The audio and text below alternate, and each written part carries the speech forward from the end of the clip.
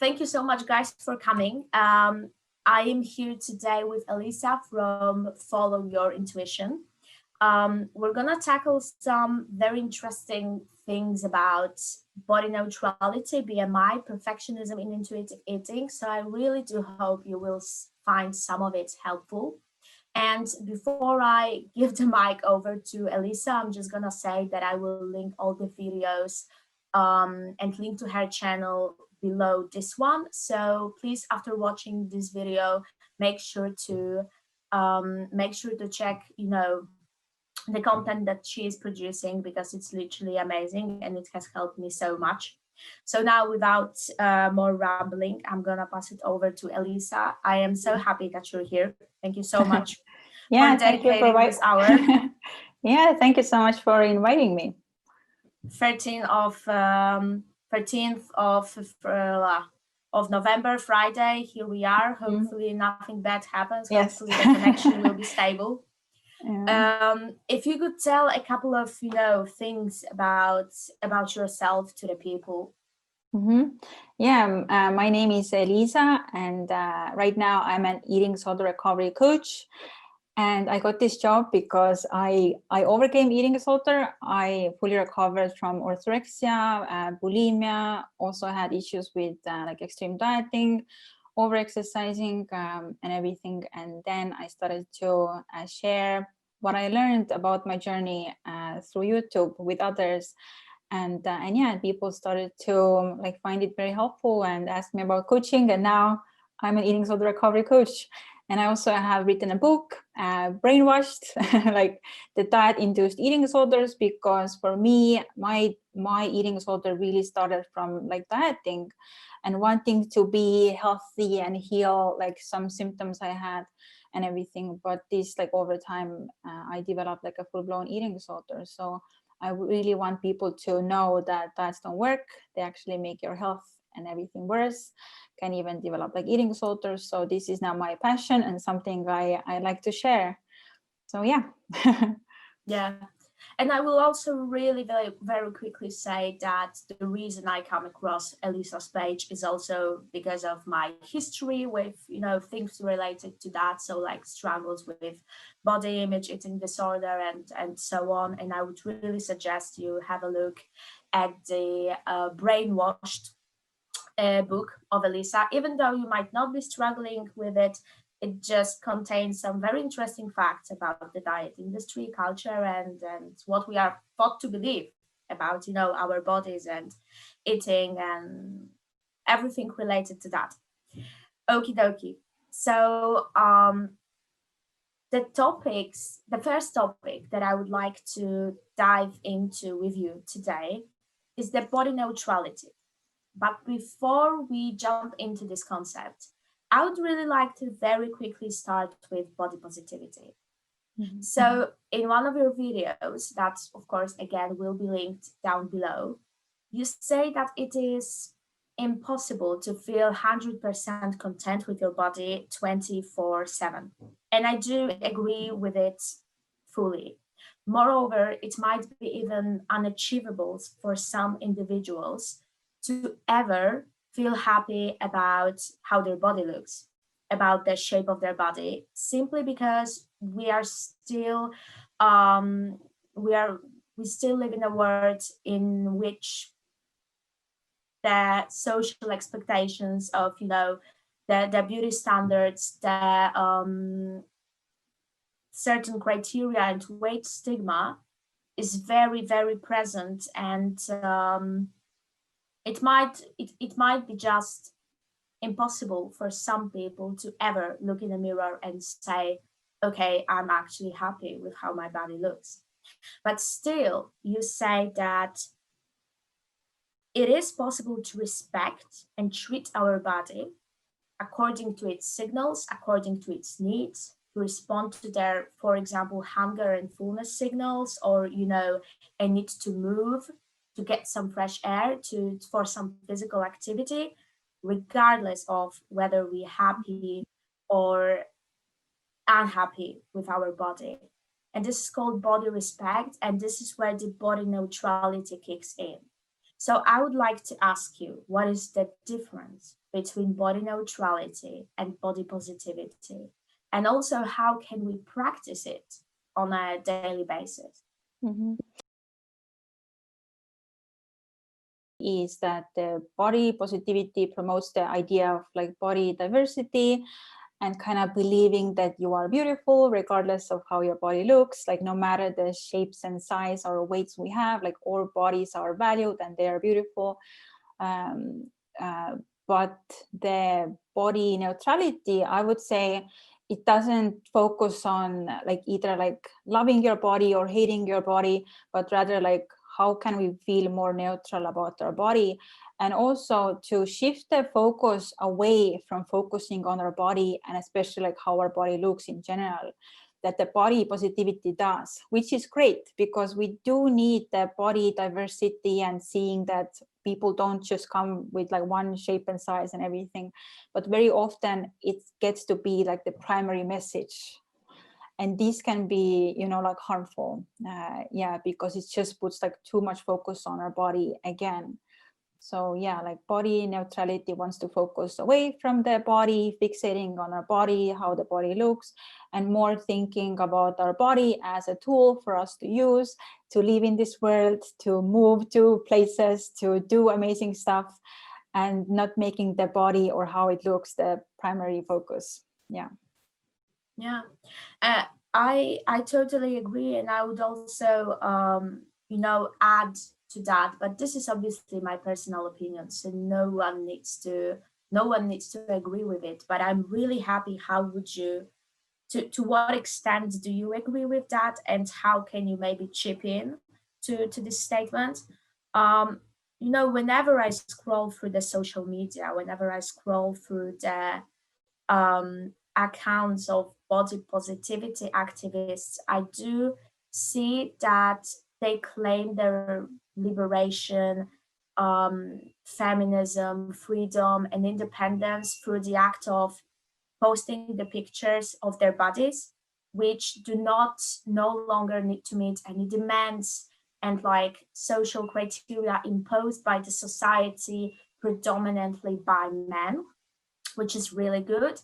But then on the other hand, uh, it still centers our attention about our body, about our appearance. So on one hand, we do want to, we as the women, as the womanhood, we want to be seen as, skillful, joyful, how much kindness, how utilized in the society can we be, what can we give to the people. But then on the other hand, we want an attention, we want the attention to be drawn fully to our body, like we still put it in a center. Do you find that there is a contradiction in that sort of? And I'm not bashing, I don't want to sound like I am bashing a community, because I know that there are very good and positive intentions behind it. I'm just trying to understand, is it the best way, the right way to to showing that there is so much more to us than our bodies? I agree with this, and I think that like for example the body positivity community on Instagram, where you see a lot of pictures, like it becomes like rather one-sided, that and on Instagram, like what do you post about body positivity? Likely it's a picture of a body, and I do feel like, yeah, like the message become like so one-sided, like look at my body, like different shape and size, like body diversity, we are all are beautiful. But if this is what we see all the time on a daily basis, and this is like the 99% majority of the content we see, like it's just like it just puts again like too much focus on the body, because the diet industry puts so much focus and value on the body. But now the body positivity community also kind of puts the value and focus on the body. Yes, the bodies are, you know, now like accepted in different weight, shapes and sizes, but it's still like it reinforces almost like the worth is in the body. It's still the same thing. And I understand, like when you truly know the concept of body positivity, it's way more than that. But if you look at, for example, a general person who is not a coach or a body positivity activist, what is the message they get from looking at those pictures? Right? Yeah. Like they see the primary message is like, to be able to love your body, you have to be able to post a picture, because people have, I know, like it's maybe like it's so so out there, right, the statement, but people have literally told me, Elisa, I feel like I don't want to post a body picture. Like, does that mean that I am not accepting my body or there's something wrong with me? No, it's not. And also, if you look at my Instagram, I have no body pictures. Maybe something where I'm fully clothed and everything, like very like a random one. I don't post body pictures, especially for this reason, because I don't want to focus on my body. And but with the Instagram and social media in general, it's so tempting to post pictures because those pictures get the most likes, the most views, most comments and everything. So it kind of like, it shows that this is what people are interested in. Yeah. And it's so hard to not post those pictures, because obviously then you don't get those views and everything. But actually I feel like I am staying more true to myself, because I have always find there's something off with that concept. And I don't know, this is what I have felt. I wanted to do kind of like a smooth transition to another topic, but I think since we finished on Twitter, it would be rather impossible. But the next thing that I would like to tackle with you is the BMI, the body mass index. And I'm just going to quickly say that I found your video about the BMI index very, very, intriguing. And of course, again, I'm going to post it. I'm going to provide a link down below. You mentioned there, first of all, the origins of it. So who invented it? What for? Turns out it wasn't even a doctor, and it was already a couple of centuries ago for totally different reasons, right? To measure the level of malnourishment of underdeveloped societies. Whereas now, obviously, the circumstances have changed in predominantly developed countries. So we might consider over the purpose of using this stick again. You also mentioned about the paradox of how millions of Americans became overweight overnight because of moving the criteria, right? The small change in criteria for overweight. I'm not gonna get into the full details of that, but I would really suggest people watch the video of Elisa's about BMI. And also, I would like to ask you, like, since we all know how many loopholes are there in this method, like, this is actually a very short-sighted method to measure one's health, because the only thing that BMI shows you is the ratio of your height to your weight, or your weight to your height. I'm sorry, some of these bits.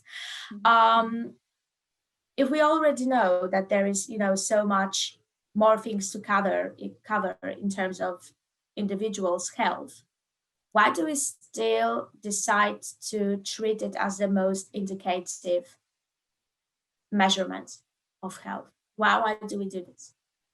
I don't know. I simply think that many people are just stuck in the past.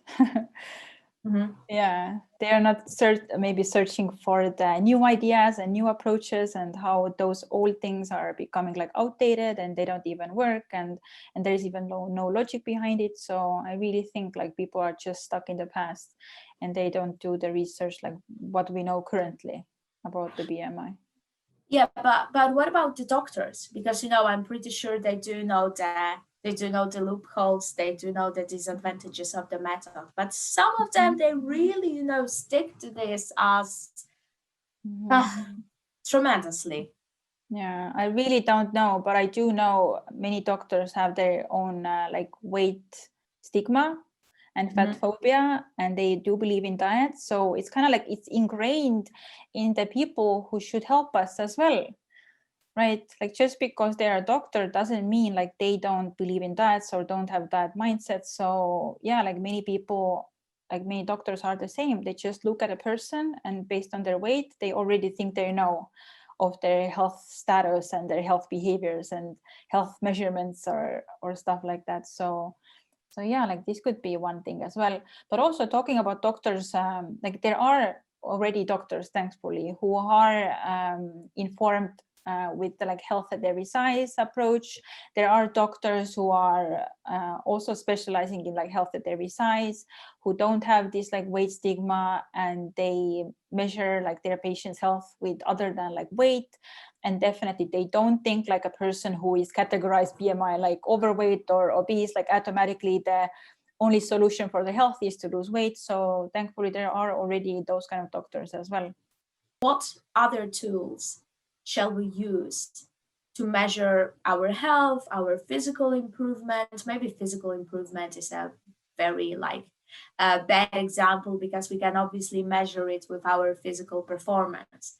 But our health in general, how can we measure it otherwise than using a scale or going for a regular check at the doctors who will, who might use put a diagnosis on us based on our BMI? Mm-hmm.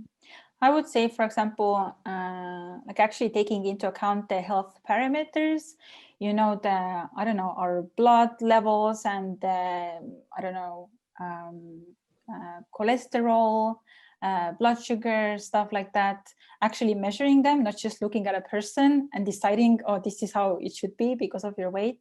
Or for example, like asking the person actually what are their health behaviors, how is their eating, how is their, I don't know, exercise or body movement, how are they sleeping enough, are they stressed out, how are their also like relationships, like all those other things that pay attention or pay a part in the health as well, like the financial security, our relationships, the social status, like so many other things as well that I don't know, normal person won't even consider. It's not just about like food and exercise.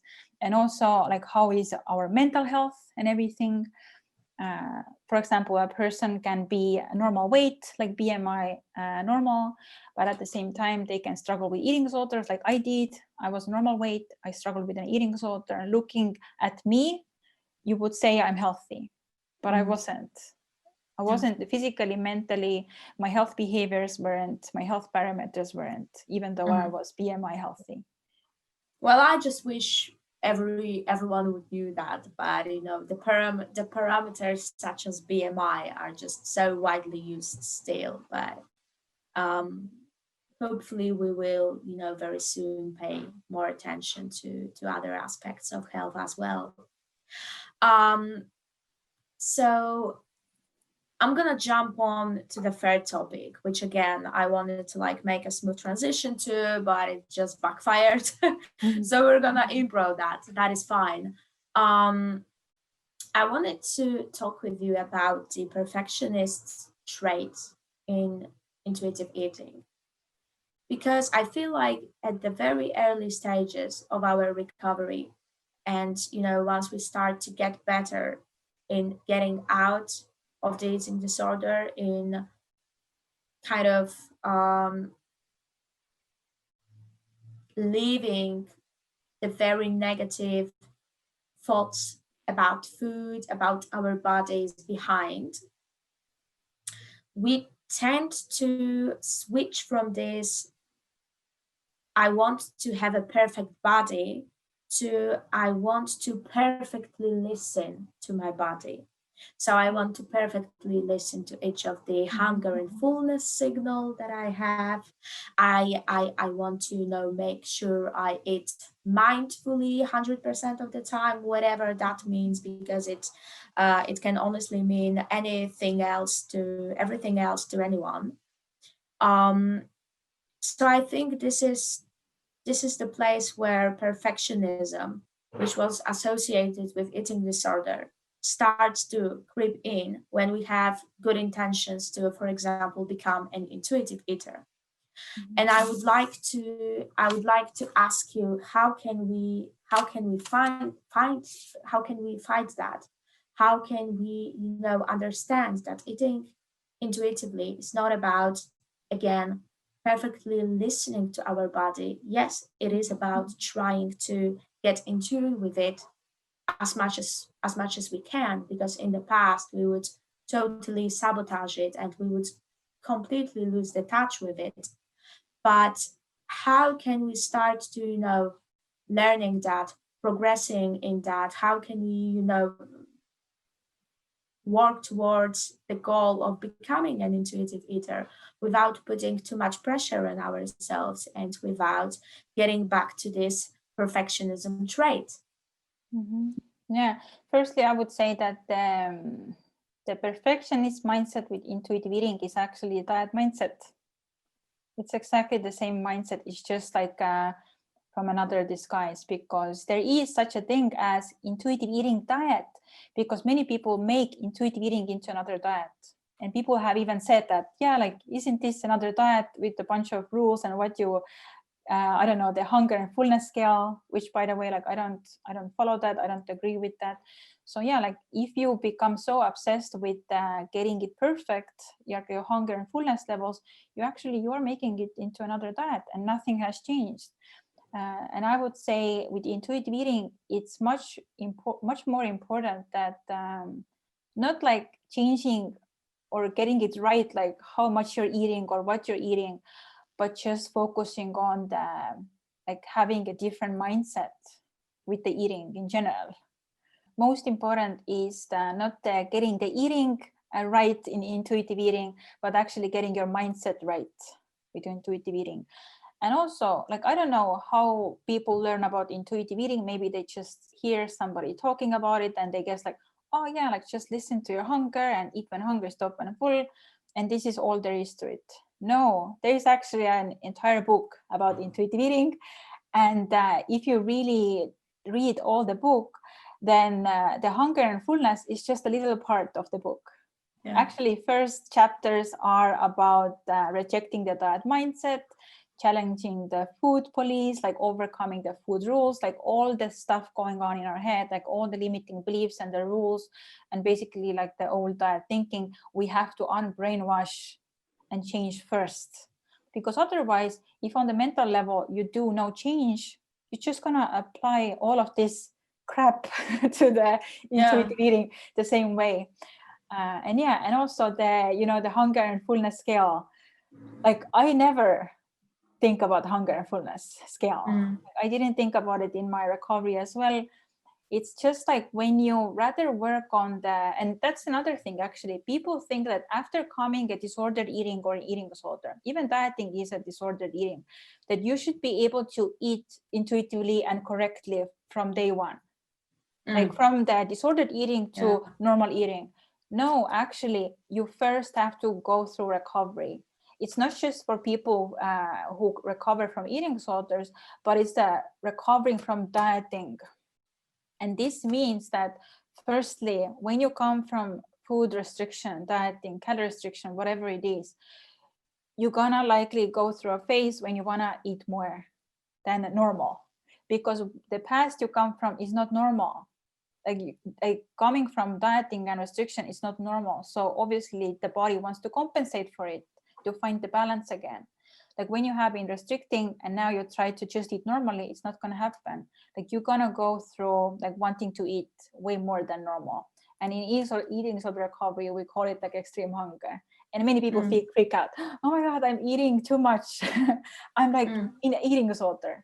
No, it's called recovery. It's normal after coming from restriction, such as when you are sleep deprived, then it doesn't take just normal hours of sleep. You're going to be exhausted for days. You're going to be like so sleepy. It's going to take time to get you back to the normal sleeping schedule. So is with eating, because as with sleeping, eating also is our primary need.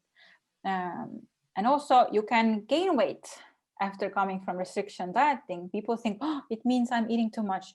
No, because if your body is suppressed, your weight is suppressed through restriction dieting, you're going to gain weight because previously it was suppressed, and the body wants to gain weight for your survival.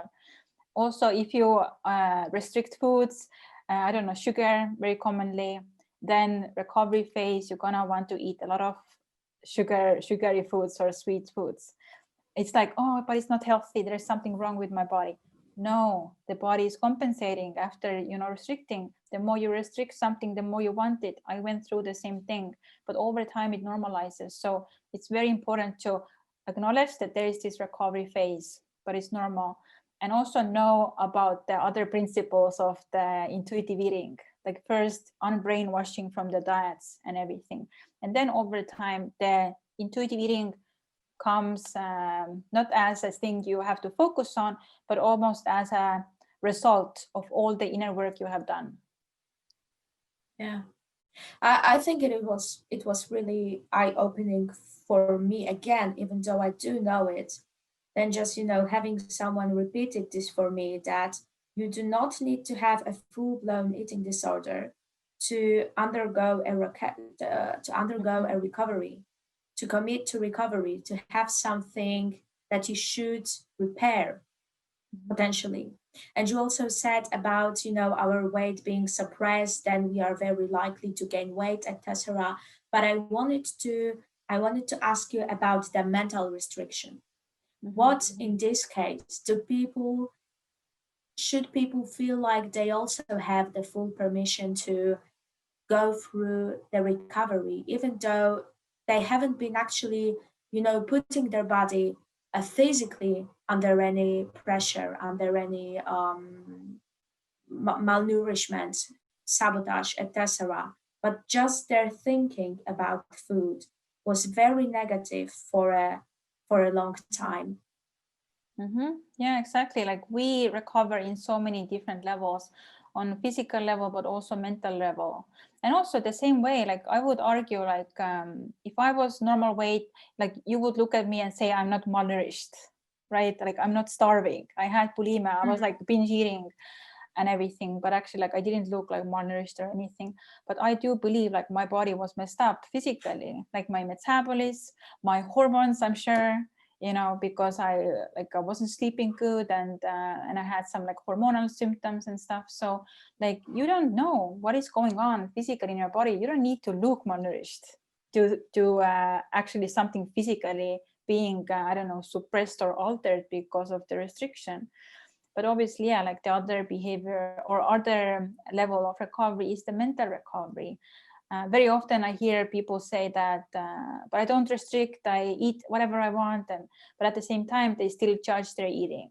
They still feel guilty eating something. They still are negative towards themselves. Like, oh, you are just eating too much. Like you are too fat. Like you are disgusting. This is diet mindset.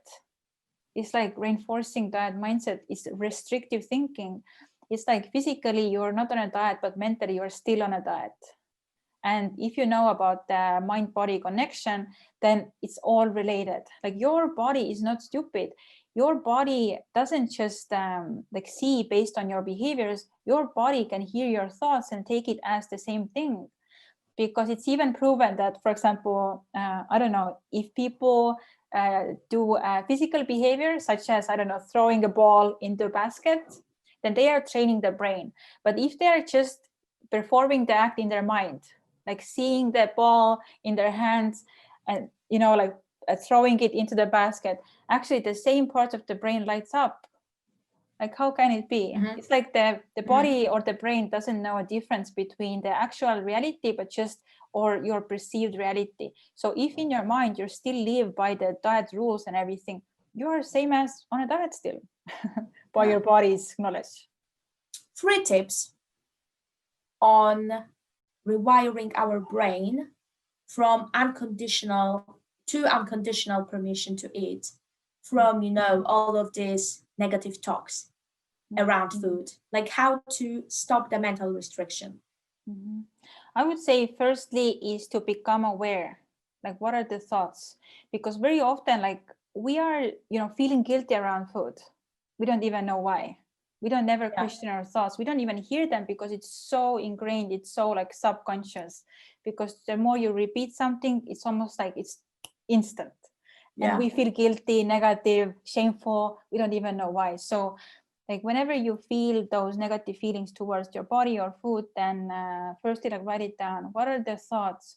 What are the beliefs? Like what are you constantly saying to yourself? And just like write it out, because awareness is the first step to start to change anything.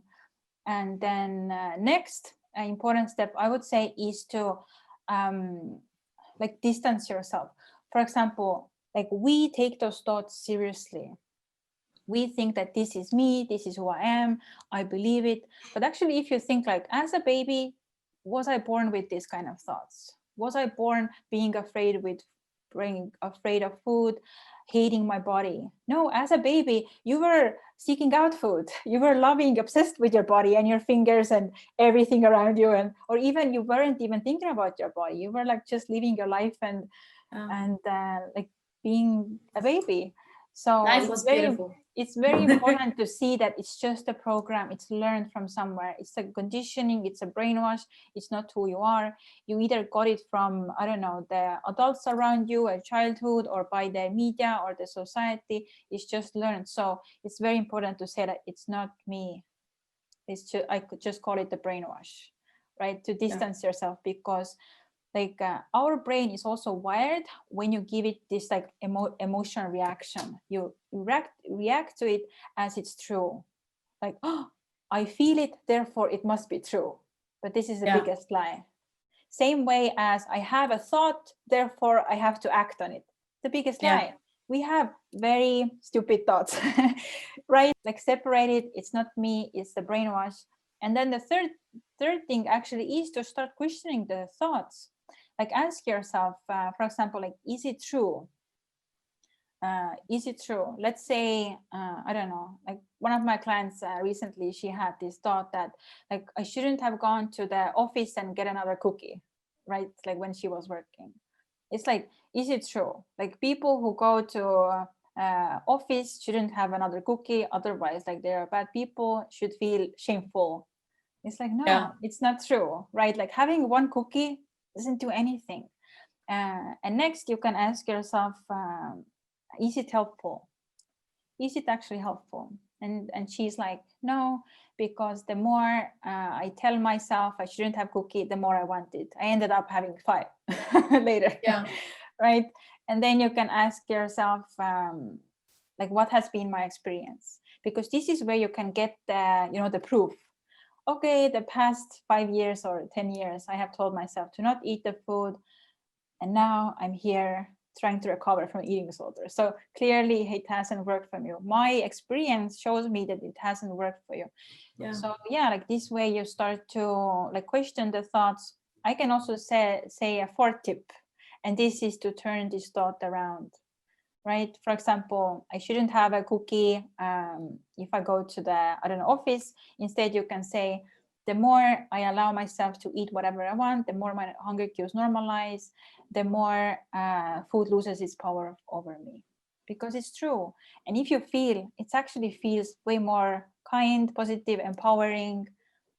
And yeah, it's like promotes normal eating, intuitive eating, listen to your body. And this is how you would likely speak to anybody else on this planet, right? Like we don't say those hurtful, negative things, restrictive thoughts to anybody else, but like why we are saying this to ourselves. So yeah.